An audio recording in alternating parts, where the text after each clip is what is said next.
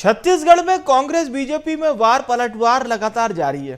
पूर्व deputy CM TS Singhdeo का एक बयान सामने आया, जिसमें उन्होंने चुनाव में कांग्रेस की हार पर कहा कि कमियां तो हैं, कहीं कहीं ज्यादा कमियां हैं, इन कमियों के आकलन की जरूरत है। बीजेपी में जो है वो कांग्रेस में नहीं है, कांग्रेस में एक्सरसाइज की जरूरत है। इसी बयान को लेकर डिप्टी सीएम विजय शर्मा ने निशाना साधा है और कहा कि कांग्रेस वोट बैंक और तुष्टीकरण की राजनीति करती है, भाजपा के पास वोट बैंक की राजनीति नहीं है। यूपी उपचुनाव में कांग्रेस की एक भी सीट नहीं आई। तो इस तरह से वार पलटवार हुआ है। टीएस सिंहदेव यानी कि प्रदेश के पूर्व उप मुख्यमंत्री के बयान पर डिप्टी सीएम विजय शर्मा का भी पलटवार सामने आया है। तो एक और कांग्रेस की ओर से पूर्व डिप्टी सीएम विजय शर्मा ने आकलन करने की बात कही है। विजय शर्मा का ये बयान अब सामने आया है टीएस सिंहदेव के बयान पर। एक बयान है टीएस सिंहदेव का, एक बयान है विजय शर्मा का। टीएस सिंहदेव कह रहे हैं कमियां तो हैं, कहीं कहीं ज्यादा कमियां हैं, इस पर एक्सरसाइज की जरूरत है। कमी हमको आकलन करना पड़ेगा कि क्या कारण है कि हम जीत नहीं पा रहे, क्या कारण है कि हम पीछे रह पा रहे हैं। विधानसभा में अगर छत्तीसगढ़ के परिप्रेक्ष्य में चर्चा हो रही है तो हम क्यों पीछे रह गए। 71 सीट से हम 35 में क्यों आ गए। लोकसभा में 2 सीटें थी हमारे पास, एक क्यों रह गई। वोट शेयर हमारा बढ़ा भी, लेकिन हम जीतने के करीब क्यों नहीं आ पाए। कांकेर बहुत थोड़े से हार गए और 2-3 लोकसभाएं थी जहां हम बिल्कुल जीत सकते थे। राजनांदगांव जीत सकते थे, चांपा जांजगीर जीत सकते थे, बिल्कुल ये सीटें जीती जा सकती थी। तो कमी कहीं ना कहीं रह गई जिसका आकलन करना। समीक्षा तो हो गई है, समीक्षा तो हो गई है। अब उस पर अमल करना, जब मौके लगे चुनाव में खड़े होने के लिए, उस पर अमल करने की बात। तो कांग्रेस ने भी ऐसे बहुत दौर देखे हैं और कांग्रेस भी लोगों की पार्टी है, लेकिन कैडर, जो ट्रेंड कैडर है, जो हर हफ्ते बुलाया जाता है, हर महीने बुलाया जाता है, उनकी ट्रेनिंग होती है, इंडोक्ट्रिनेशन होता है, वो हमारे यहाँ सिस्टम अभी नहीं चलता है। बीजेपी में सरकार के अंदर ऐसा नहीं लग रहा है कि समन्वित निर्णय हो रहे हैं और समन्वित काम हो रहे हैं, और इसका मैसेज जो प्रशासन के माध्यम से नीचे तक गया हुआ है वो छत्तीसगढ़ को नुकसान पहुंचा रहा है। कांग्रेस का, भाजपा के पास कोई फिक्स वोट बैंक नहीं होता और भाजपा वोट बैंक की राजनीति करती भी नहीं। मेहनत हर बार भाजपा की सरकारों को, भाजपा के लोगों को करना होता है, दोबारा अगर आना है तो, इसलिए ऐसा है। कांग्रेस वोट बैंक की राजनीति करती है, तुष्टीकरण की राजनीति करती है, इसलिए टिकी हुई है, इसलिए वो कर रही है। वो गलत है राजनीति का तरीका, परंतु वो उसी आधार पर उन लोग कर रहे हैं। वो कितनी भी बड़ी संख्या हो जाए, अगर अनुशासन नहीं है तो कुछ नहीं हो सकता। वहाँ मुझे लगता है कि इस बात, खैर मुझे बोलना नहीं है इस विषय पर, परंतु ऐसी स्थिति है। और राजनीतिक पार्टी देश की सबसे पुरानी है और जो स्थिति आज है, उत्तर प्रदेश के उपचुनाव में एक भी सीट पर वो नहीं लड़ी। महाराष्ट्र के इतने लगभग 300 सीटों के चुनाव में 15-20 सीटों में है।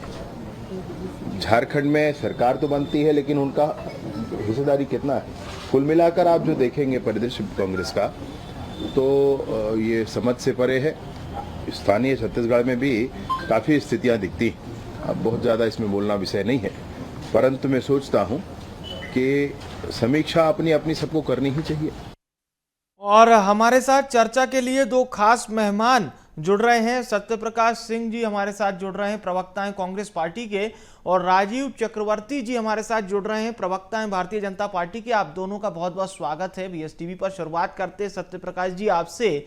जो बात टीएस बाबा कह रहे हैं कि इन कमियों के आकलन की जरूरत है, उन कमियों को तलाशना होगा जिस वजह से हम विधानसभा चुनाव हार गए, लोकसभा चुनाव हार गए। सत्यप्रकाश जी। देखिए विवेक जी, मैं ये समझता हूँ कि इसमें मीडिया में तो चर्चा हो क्यों नहीं। उन्होंने कौन सी बड़ी बात बोली। आप देखिए, कोई भी राजनीतिक दल हो, चाहे हमारी पार्टी हो, चाहे बीजेपी, आम आदमी पार्टी, समाजवादी पार्टी, जो भी राजनीतिक दल है, तो चुनाव हारे या जीते वो समीक्षा करती है। तो उन्होंने गलत क्या बोला। उन्होंने ये बोला कि भाई विधानसभा चुनाव हुए, हमने 5 साल बेहतर काम किया। आपको याद होगा विवेक जी, 45 लाख लोग गरीबी रेखा से ऊपर आए थे, स्वास्थ्य के क्षेत्र में इतने पुरस्कार मिले थे, किसानों के आर्थिक हमने जो मजबूत किया उनको, वो हमने काम किया, आदिवासियों के लिए काम किया है, पैसा की खरीदी करने की हमने। तो इतना अच्छा काम करने के बावजूद भी ऐसी क्या कमी रहेगी जो हम जनता तक कनेक्ट नहीं कर पाए या जनता तक मैसेज नहीं पहुंचा पाए? इसकी समीक्षा की उन्होंने बात की। लोकसभा में मजबूती के साथ लड़े। आपको भी याद होगा, आपके सभी तमाम जितने मीडिया हाउसेज है उन्होंने भी सर्वे में अपने दिखाया कि कम से कम कांग्रेस 6, 7, 8 सीटें लेके आ रही है इस बार। तो हमने मजबूती से चुनाव लड़ा, मगर जी, जब परिणाम आपके पक्ष में नहीं आते हैं तो कोई भी राजनीतिक दल वो आकलन करता है, और आकलन हो रहा है। आपको यार पता होगा, वो वीरप्पा मोइली कमेटी बनी है, उन्होंने आकलन किया है सभी राज्यों में, जैसे यहाँ भी आई थी।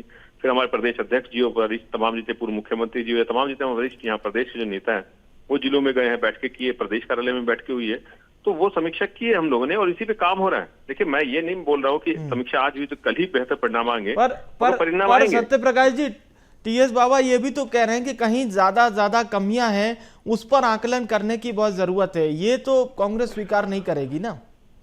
देखिए, नहीं, वही मैं बोल रहा हूँ। देखिए, टीएस सिंहदेव जी हमारे वरिष्ठ नेता है, पूर्व मुख्यमंत्री हैं, देखिए वो हो वरिष्ठ नेता है, तो सभी आकलन कर रहे हैं कि कहाँ कमियां रहेगी। मतलब ये उनका निजी बयान है, ऐसा माना वही जाए। बोल रहा हूँ, हाँ वही बोल रहा हूँ, वो तो कमियों का हम ठीक है सर, आप हमारे साथ बने रहिएगा। एक और रिएक्शन मैं सत्य प्रकाश जी से लूंगा।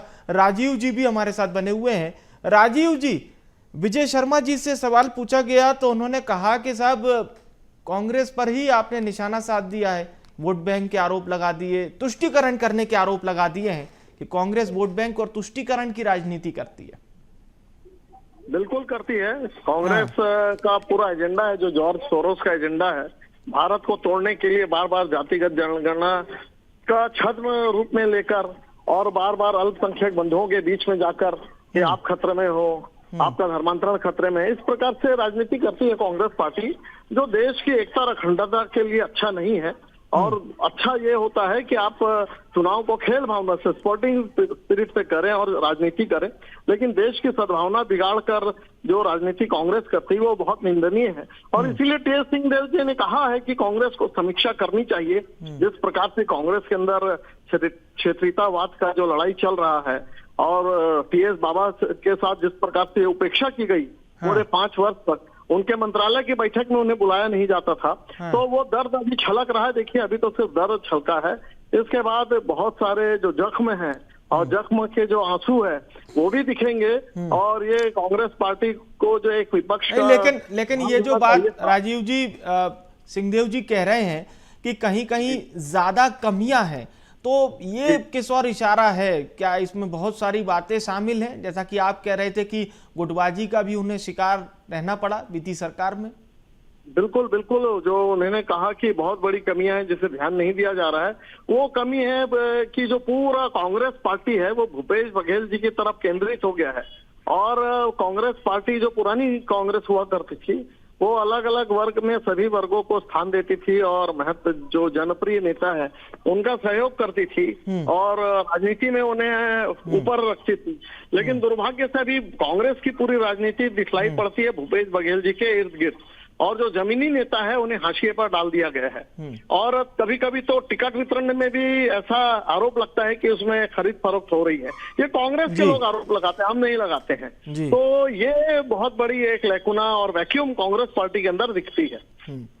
चलिए, ये एक बड़ा सवाल खड़ा हो रहा है सत्य प्रकाश जी की सियासी पावर क्या पूर्व सीएम के आसपास ही है?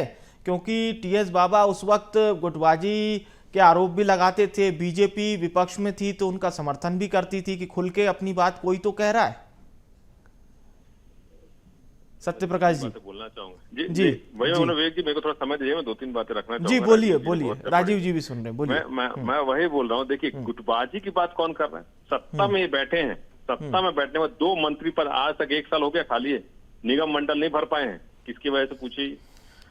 बंद कमरे में ओपी चौधरी जी, बृजमोहन अग्रवाल जी के साथ क्या हुआ था क्या नहीं, मीडिया की सुर्खियां बनी थी, मैंने आपके चैनल पे भी देखी थी वो सुर्खियां। तो ये बताइए गुटबाजी कहाँ चलती? सरकार कौन चला रहा है? सबसे महत्वपूर्ण सवाल तो यही उठ रहा है। पिछले 1 साल से छत्तीसगढ़ की जनता पूछ रही है कि सरकार चला कौन रहा है। कोई आके बोलता है कि मैं सुपर सीएम हूँ, कोई बोल रहा है अमित शाह जी बताएंगे, तो विजय शर्मा जी अलग चल रहे हैं, मुख्यमंत्री जी अलग गुट चल रहा है। तो ये सत्ता में बैठे लोग हैं, अपनी गुटबाजी की वजह से मंत्री पद नहीं भर पा रहे हैं, आयोग नहीं, वो मंडल नहीं भर पा रहे हैं, जो इन्होंने घोषणा की थी वो पूरा नहीं कर पा रहे, ये क्या बात करेंगे। अब देखिए एक चीज मैं बोलूंगा, 2014 के बाद से हो क्या रहा है, ये हमको मालूम है तुष्टीकरण की राजनीति करते हैं। अरे बटेंगे कटेंगे बात कौन कर रहा है। पर सत्य प्रकाश जी, राजीव जी ये कह रहे हैं कि पिछली सरकार में भी सिंहदेव जी को उनके कद के अनुसार पद नहीं दिया गया, और जो पद भी दिया गया उसमें पावर नहीं थी, उपेक्षा के वो शिकार हुए। समय समय पर मीडिया ब्रीफिंग उन्होंने जो दी थी उस पर सवाल तो खड़े होते थे, और अभी भी कहीं ना कहीं क्या उनका ये दर्द जाहिर हो रहा है जो वो कह रहे हैं कि मैं वही बोल रहा हूँ। देखिए विवेक जी, धर्मलाल कौशिक जी कहाँ है, राजेश मूणत जी कहाँ है, अमर अग्रवाल जी कहाँ है, अजय चंद्राकर जी कहाँ है, नारायण चंदेल जी कहाँ है, वरिष्ठों का इन्होंने क्या हाल किया। सबसे बड़ा उदाहरण अगर भारत के इतिहास में होगा तो लाल कृष्ण आडवाणी जी से बेहतर उदाहरण कौन सा हो सकता है। चर्चा डाइवर्ट हो गई है राजीव जी की और राजीव जी की पार्टी की ओर। वही बात बोल रहा हूँ। हाँ जी, मैं नहीं वही बोला रहा हूँ कि लाल कृष्ण आडवाणी जी से बेहतर उदाहरण क्या हो सकता है। अब मैं बेहतर होगा राजीव जी से सवाल कर लेता हूँ, सत्य प्रकाश जी की इस बात पे। राजीव जी क्या कहेंगे? आप कह रहे थे कि टीएस बाबा की उपेक्षा हुई है, जो कद था उस अनुसार पद नहीं मिला, और जब पद मिला तो फिर कई बार उन्होंने अलग अलग तरह से मीडिया ब्रीफिंग भी दी थी। लेकिन सत्य प्रकाश जी तो कह रहे हैं कि आपकी जो सीनियर लीडरशिप है वही हाशिए पर है। नहीं, कोई हाशिए पर नहीं है। भारतीय जनता पार्टी में व्यक्तिवादी पार्टी नहीं है, ये काडर वाइज पार्टी है। और हर काडर को, चाहे वो मंत्री हो, मुख्यमंत्री हो या कोई भी हो, उसे संगठन का काम दिया जाता है या सत्ता का सेवा का कोई काम दिया जाता है। और कभी भारतीय जनता पार्टी स्प्लिट नहीं हुई। कांग्रेस पार्टी का कितना विभाजन हुआ आप देख लीजिए, दक्षिण से लेकर पश्चिम तक, उत्तर से लेकर पूर्व तक, हर जगह कांग्रेस अगर देखेंगे तो पश्चिम बंगाल में तृणमूल कांग्रेस बन गई, वहां डीएमके ने अलग कांग्रेस बना ली, उधर विद्याचरण जी ने राकापा बना ली, छत्तीसगढ़ में अजीत जोगी जी ने अलग पार्टी बना ली। तो इतिहास दिखलाता है कांग्रेस की गुटबाजी से कांग्रेस खंडित हो चुकी है। और कांग्रेस का एक और विभाजन, अब तो विभाजन में ऐसा होता है कि कांग्रेस आपकी पार्टी में सब ऑल इज वेल है अभी? नहीं, ऑल इज वेल है, क्योंकि हमारी पार्टी जो है परिवार की जो एक अनुशासन है उस अनुशासन में चलती है, इसीलिए कोई खंडित नहीं हुई पार्टी अभी तक। चलिए, मैं बहुत बहुत धन्यवाद करूंगा सत्य प्रकाश जी आपका, राजीव चक्रवर्ती जी आपका हमारे साथ जुड़ने के लिए शुक्रिया।